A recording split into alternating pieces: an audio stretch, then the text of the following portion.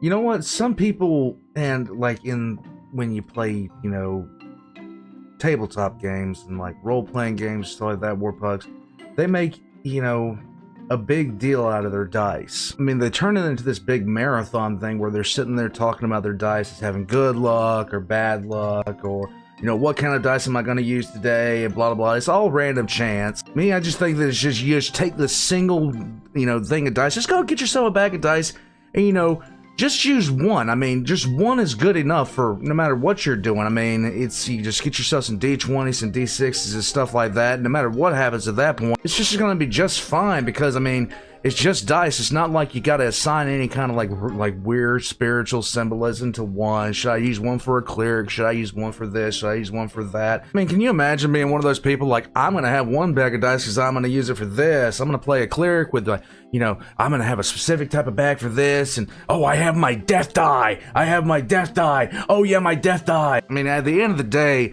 the sheer concept of having like multiple bags of dice for different reasons is kind of just stupid and pointless. I mean, I have one set of dice, and that's it. Because, like, I don't fall into any of that superstitious crap, you know what I mean?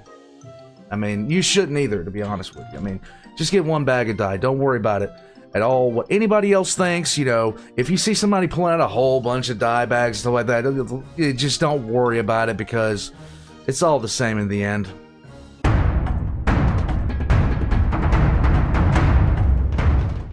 Warpugs, today we're going to be talking about Bards. That character class that just shows up, starts stuff, leaves, and either picks your pocket or steals your girlfriend or gets you into a fight with somebody while they're sitting behind at the counter drinking something, and it's just sad. Vicious mockery is a thing. I'm not going to say I've been a victim of vicious mockery, but you guys have been kind of brutal. Like, some of y'all have been brutal. It's just been sad. It makes me want to cry. Warpugs, the Bard. This is JoCat's crap guide to D&D. And last time we checked out the Barbarian, yes, the charisma was the dumb stat. In the Bard's case, the charisma is not the dumb stat. We're going to jump into this. Put on your helmets, Warpugs. It's time to go adventuring. Frail spellcasters? Whack. Close quarters combatants? Whack. Immobile tanks? Whack. Me? I'm tight as fuck. First time playing D&D, I realized I'm too cool for any sort of specialized role. But that was only because I hadn't figured out that there's only one way to play it right. With a sword in one hand and a harp in the other, shouting my greatness from the rooftops, laying bitches and slaying witches. Or is it laying witches and slaying bitches? I can't quite remember. I was too... With a Bard, you can't really tell, to be honest with you. Some of them really do go that way. Too busy giving the tavern owner a reason to stay in business. Welcome to a crap guide to D&D.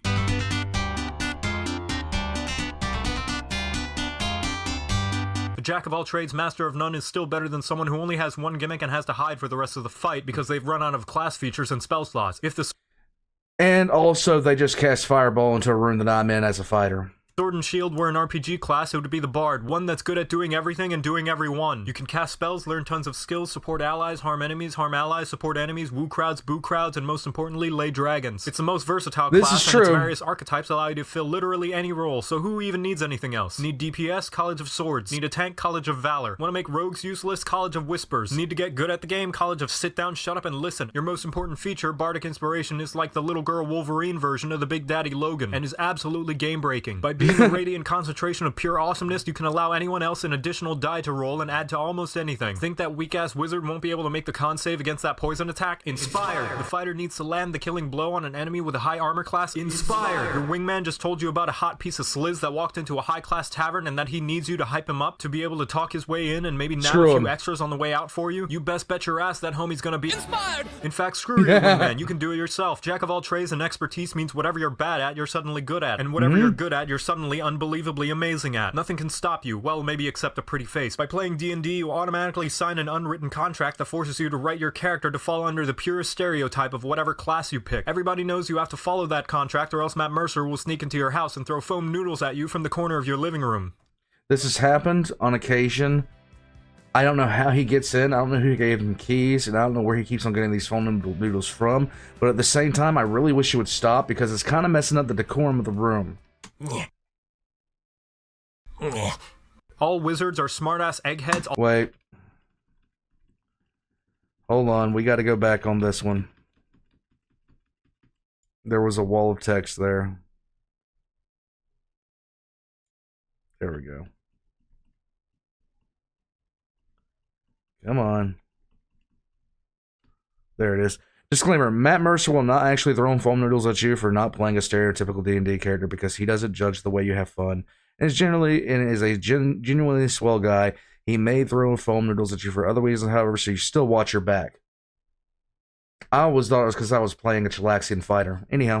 All wizards are smartass eggheads, all rogues are kleptomaniacs, and all bards are lust-compelled sex deviants. It's just the rules, I don't make them. And of course, the main gimmick of the bard is that it's artistically expressive in some way. People usually think this means musician. That's because their brain are like this, while my brain are like this. Be like Pug. Eyes staring, head empty. They can sing, dance, paint, prance, make a pretty dirt drawing with a lance. Plenty of ways to further enhance the battlefield if given the right chance. Now you know how to play bard, you're welcome.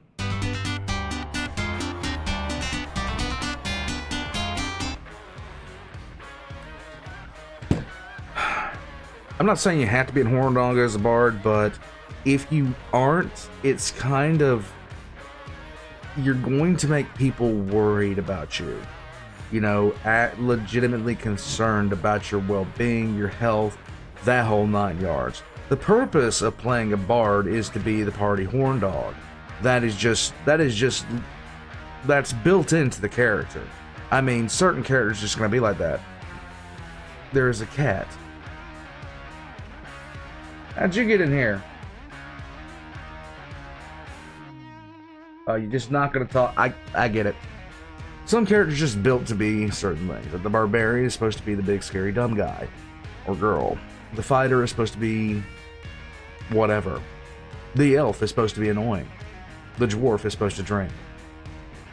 Being a bard and not being addicted to winding up in the sheets with whatever crosses your path is about the same as, you know, being a dwarf and not being a drunk.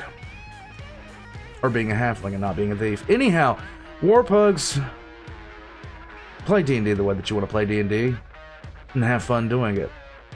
And then feel sorry for me because I don't get to play D&D anymore because I live in the middle of nowhere, and I've lived in the middle of nowhere for the past like 4 years, and I moved out to the middle of nowhere, and I'm